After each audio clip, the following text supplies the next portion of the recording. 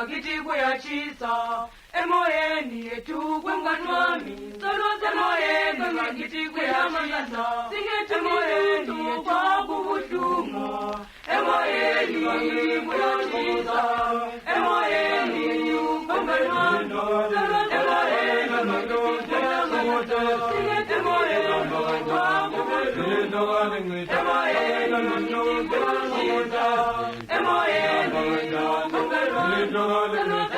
As we reflect, what is it that we can value for our country, but also what is it that we still need to do to celebrate our heroes, to celebrate the people who brought us where we are today, because we know that there are a lot of people who lost their lives, there are a lot of people who sacrificed for this country, and most of the time, sometimes we don't really acknowledge the full role played by our heroes. It's 7 day based now. As a Karoi. Karoi. Shibagana Yama. I got a totally distant. I live distant. Nobody distant. Ngatiwa. What totally distant? Minavanta tells the Teme. When I was doing a course. Yeah.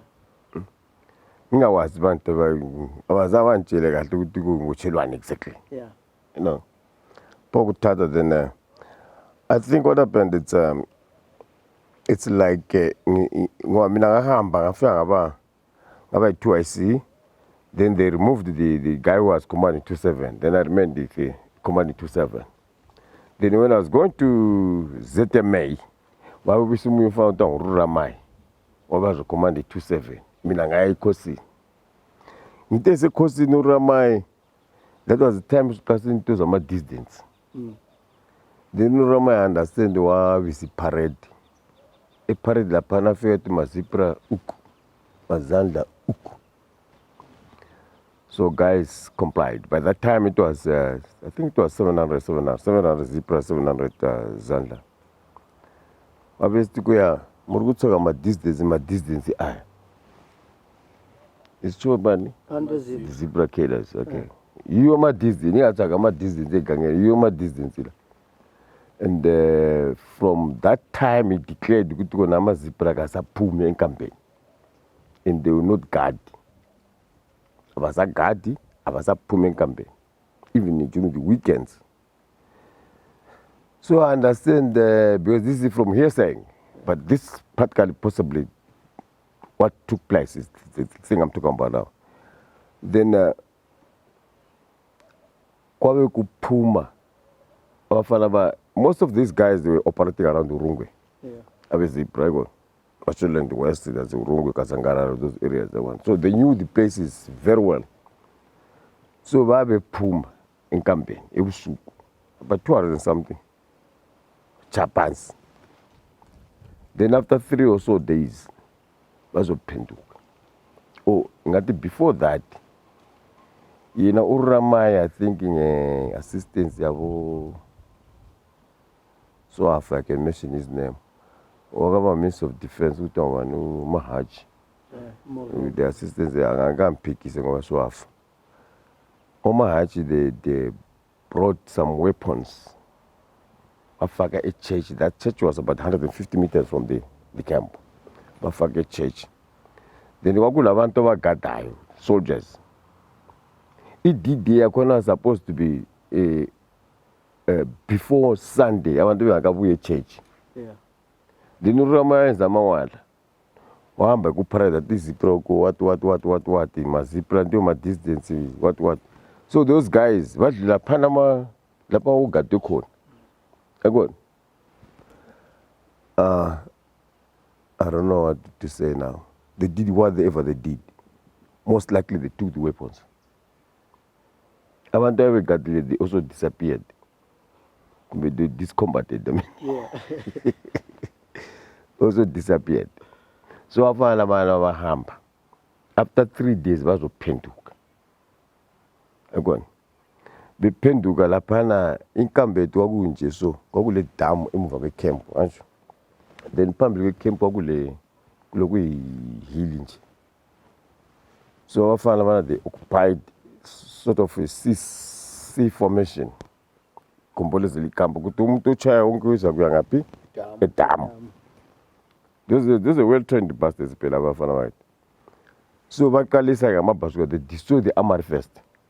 ma-RPG 7 but the armor was gone, man. So abantu laba they had nowhere to go. Ukuthi bahambe ku-amara yasedestroy seyisitsha. So they went to them. They moved in. Made an assault. Kwafa abantu. So these guys, they thought possibly he may have planned this operation.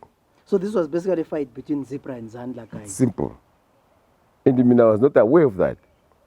More like an Intumban of some sort. It's even worse than Intumban. It's got forward more than Intumban thing. So I mean, I wasn't when I was saying to me, when I went to where are my weapons? When I went to arms sketches, what. But no, okay, it was stage I was commanding Mashumbe. I mean, Papa, I had 7,000 troops, said Papa. We never there. I was like, feel this Kali. Sasuka la pasa Mashumbe. Ngachia masocha ZPRA assembly point is Mashumbe. I got this annual. So it's carrying as a material dangas and we material and right through. If you do need war as I ain't getting material. You see? So, Papa won't connect an alley. Who could Papa make the to go what plan what go look Parsilan? As an guy later on, Maruma say, Kulunya want to you take what you say, but we come out to win a whole plan operation. So, Papa Quave. I was over Quave. I was only detained. In the first place, I'm by my Mashumbe pools. I feel I'm Bopeles Lashley. For almost a month, this was May. It was so cold. 1 month, watch the naked, total naked, no paint. Tortured, the cheese, I want. These are some of the things. Zimbabwe won't just so. Konoko will keep it low. It pinches. So, after that, my wife, okay, let's say my wife by that time, my wife by that time was a secretary of MSIPA. MSIPA by that time was a Minister of Water Resources and Development. So my wife was the personal secretary. So my wife now I think I figure go a office la Kali. MSIPA because say connect to Bob. Mka, timfazi wami yakhala lapha ka indoda akayiboni njani what. Then you both gave, I understand they gave orders ku Air Force, say military intelligence one. Magama. Yes. Yeah. What guys they need to find another orders to go find out where this guy is and bring him dead or alive. Magama we again helicopter ngapi eMashumbe pools. Utefika eMashumbe pools ngibochelwe. I was almost dying in fact. As I was nje fana mi babethi bakadla so mafupa. And that is not get done. Angibotshele phela izandla zonke izandla lenyawo. Isihlala sila lapho efaka ipicture kalo bhengula ukuthi uzabo no story na sekuru wakho.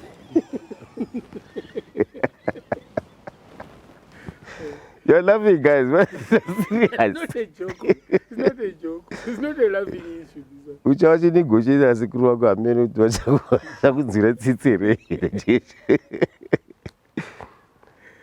So Magama got me there. But umuntu lo kuthiwa ngiyela dead or alive ngihambela lo angafefre machine kuzathi emembulile angihambi la. Ngiyanika report ezithi. That's when I was taken to KG6. A KG6 hospital at Asim 30.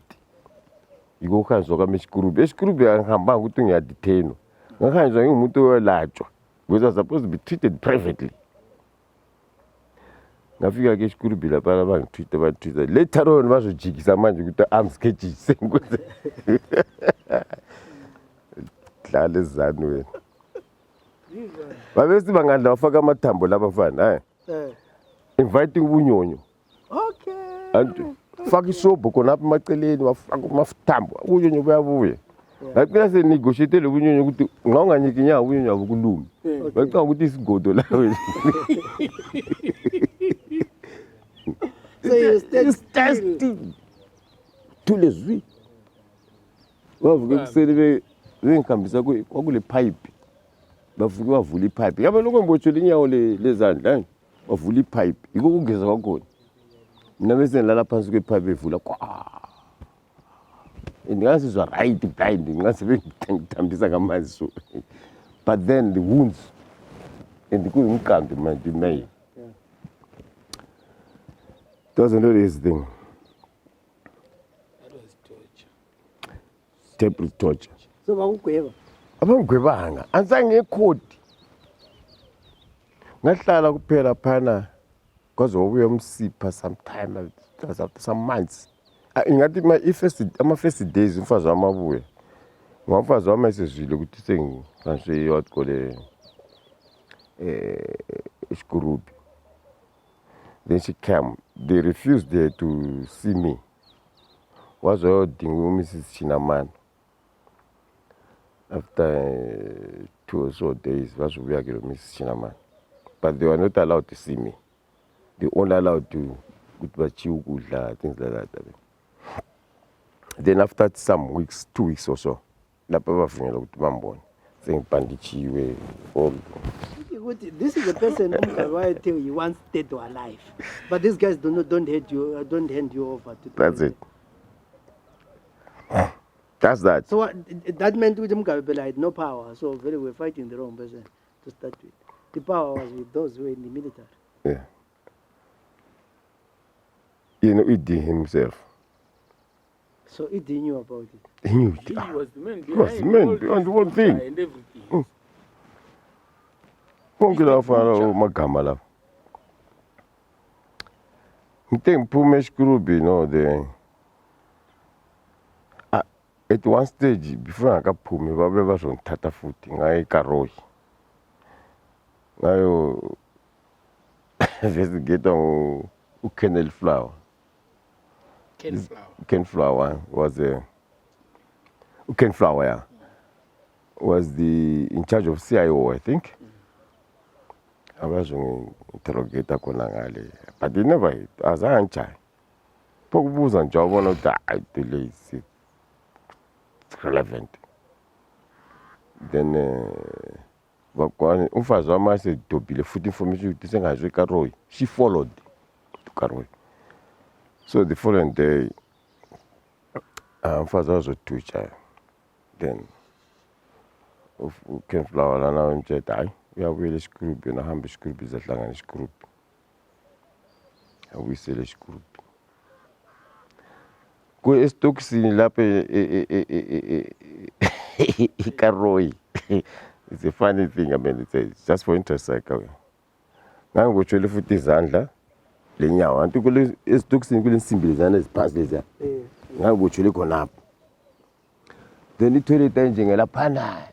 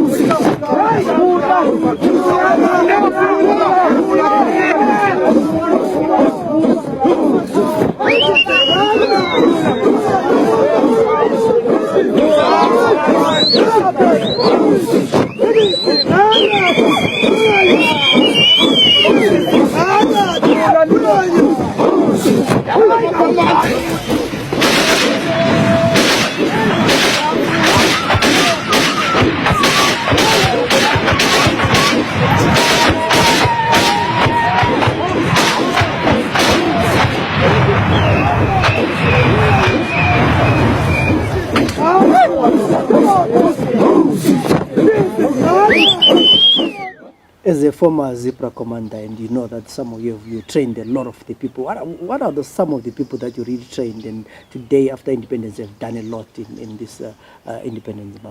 Who are some of the people that you trained during the war? Hey, there's so many. The likes of PV Spanda, who is now the CDF commander. Nicholas Dube is now the ambassador, man. He's a major general. Was a major general, lieutenant general, the major general. He's now the ambassador in Mozambique. I mean, a lot of them, I can't mention it. Yeah. But these are examples, okay, of the highest rank possibly. But looking back 38 years after independence, do you think, yourselves as the war veterans, what can you say, have changed, you have achieved in the New Zimbabwe? We didn't do much as we were expecting. A lot of things we need to be, like personally, I've lost even a sense of belonging. I don't know. I felt I was totally, pushed out. To the extent that even in the street, definitely anyway. Because I want to try to it's like it's an animal,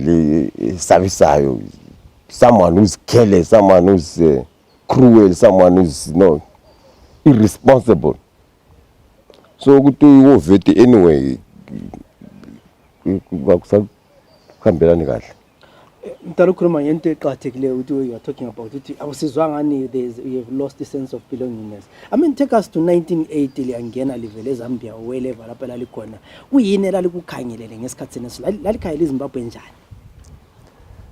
Yeah, in actual fact, we fought for democracy. And that democracy meant ukuthi umuntu uyakwazi ukujoina iphathi ayifunayo. Anjo. Uvotele umuntu omfunayo. But to some extent, somehow, somewhere, people were forced to vote for certain organizations, especially with the masses at home. Somehow, they were being forced to vote for a particular organization. It was the army doing that. And we think up to now the army is still doing that. Currently, 38 years, are you scared of the system? I don't trust the people that I work with. No, I'm not saying it took. I'm used to the situation.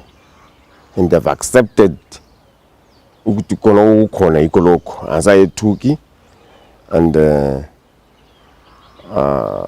it's like what I think. Okay, that's jazz. In general, as I took. Njengabantu beZPRA, I think you find with the history and he's talked less lathathela impahla elalilazo. And what are you doing? Maybe liyafisa yini ukuthi into zena zilibe lazo back? Yes, Ndebele. Ipropadana, we've tried kakhulukazi palama paper demanding those what called to be returned to the owners. Sisa palama papers abhalele fini kumgabe of late sakesabizwa ED eHarare all the war vet. Saba le papers drafted as members of the ZPRA command. And this was one of the items that's demanded to recognition of a ZPRA high command. And also things like, okay, let's say like the heroes. You find it gonna initially hero declare ngubani, kumele declare ngubani. Why? it's supposed we think possibly we are suggesting there should be a committee or a commission. Emele ihlale phansi formed of it could be totally independent from ZANU, totally independent from ZAPU. Kube yithi amasotsha kumbe abantu abesebenza lo muntu yena lo uyabefile. Kube yithi esenza ama recommendations. Then iyofika ku commission, then the commission ibesenza the final outcome. But as it is right now, it's done by ZANU. Whatever criteria they're using, we don't know. And we've been asking this thing right from the beginning. We haven't got an answer. What criteria do they use with the law? If I'm declared as a provincial hero, law is a national hero, law is the whatever it is. We think it should be done by us. And again, this national hero thing, why should it be done when they feel? Who benefit then? We thought possibly it should be done right now. Now we are qualified to be a nation. We've got the heroes in the Soviet Union during the Second World War. We've got heroes in Britain. We've got heroes in America, Vietnam. Why can't they have living heroes also in Zimbabwe? This is what we even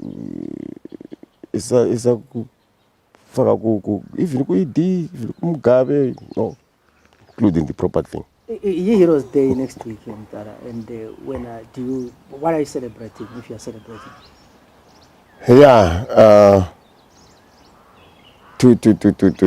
to some of us, so it's a very important day. In fact, ilang is sense of cabanga esabachi gangeni, abanye azange siba ngwabe, babe sifene battlefield. Izidumbuzi sale zikhona lapho singancatshwanga, and in most cases begcina sebedliwa izilwane, bedliwa izimpinsi, amagola, whatever. So it's to us a very, very important day. We will not be celebrating as such, but we'll be thinking, it reminds us, what was happening and so forth, all that. To us, it's more than the Christmas day.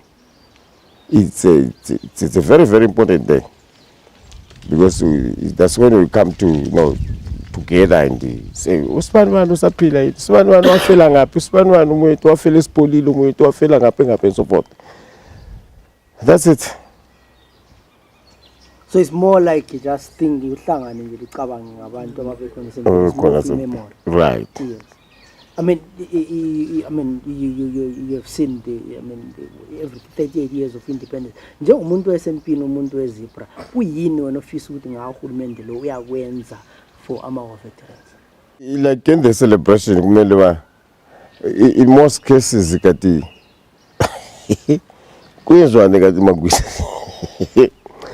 you find it members of the High Command. We thought possibly even the parade itself.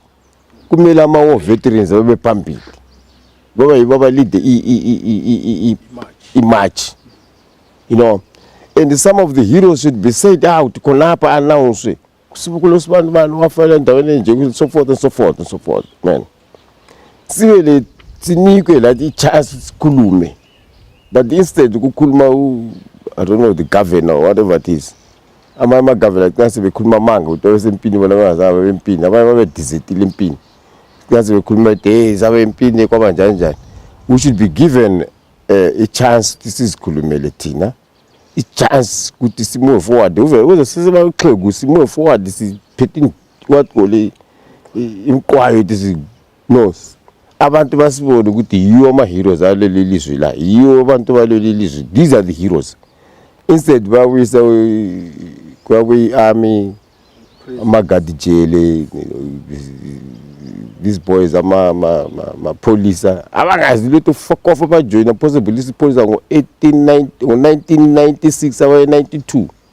Aba was to kuba benza lokho parade nje ku2 years left 10 right 10, but does know what was happening exactly. So we thought possibly may sneak a chance libe ilanga lethu kukhanye ukuthi ilanga lema vet.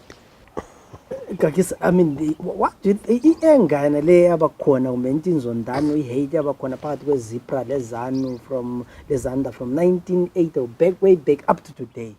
When's what we? What do you think was the main cause internally?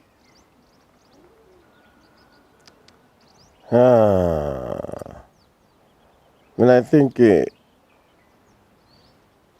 don't want to say there was some tribalism in it because this is the national face with both with all the tribes in ZPRA, and also in Zanda that some few Ndebele speaking people and whatever. But I think the problem was I'm a nationalist. Very funny power. The power, they actually use that thing of a divide and rule. This legacy antagonism between us and the Zanda. Then we take advantage of that gap. It was a power thing. I mean, we could power done by nationalists, but they wanted power. They wanted to maintain that power. I think that's the one. I mean, lastly, I would say, in Jomundo, I say, Sempini, you fought to your commander, who's it, about discipline. Looking at what happened recently, man, the way the army ended up shooting people. I mean, what do you expectation of the army? What do you think is the role of the army as well? Like any other army in the world, I mean, they're supposed to be not political. They're supposed to defend Abantu in defense of the integrity of Elish, nothing else. 2018, uthi army umuntu ongazange abe out salute. Who are they to say that? This was another coup. It's a way of coup d'etat somehow, or it threats somehow. The army is a national thing, and they should serve interests in the nation, not as a particular organization.